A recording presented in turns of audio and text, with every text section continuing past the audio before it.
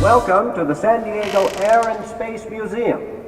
I'm Charles Lindbergh, the first pilot to... All right, Charles, thank you. I think I got it from here. On May 20th, 1927, United States airmail pilot Charles Lindbergh took off from Roosevelt Field in New York City and flew 33 hours to Paris, becoming the first person to fly non-stop solo across the Atlantic Ocean. When he landed, he won the $25,000 Ortiz Prize, which was awarded in 1919, so 8 years earlier, by Raymond Ortiz, New York City hotel owner, to the first aviator from the United States, United Kingdom, France, or any of their allies to fly nonstop across the Atlantic Ocean from New York to Paris, or in reverse.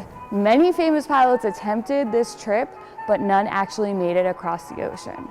Part of Lindbergh's success was actually his plane, the Spirit of St. Louis, which was built here in San Diego by the Ryan Aircraft Company.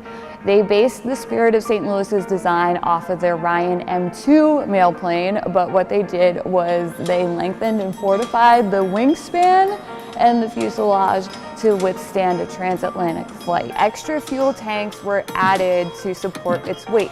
Normally, these fuel tanks would have gone in the back of the plane, but Charles Lindbergh did not want to be stuck between the engine and the fuel tanks in case of an emergency.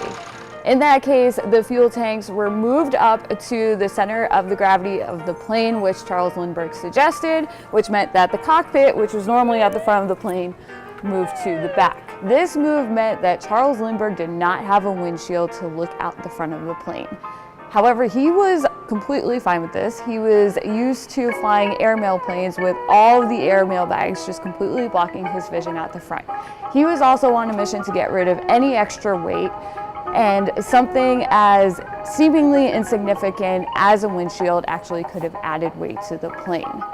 He told the Spirit of St. Louis's chief engineer and designer that if he needed to look out the front of the plane, he could just use the side windows and stick his head out. But a Ryan aircraft employee actually installed a periscope right here because he was on a submarine in World War I and recommended that Charles Lindbergh use it if he needed to look out of the plane. This would have been used in low altitude so he could avoid trees, masts, buildings, and other structures. In order to see how Charles Lindbergh's periscope might have worked, you are going to be making your own periscope. The good or the bad news is that you won't need to fly across the Atlantic Ocean to test it.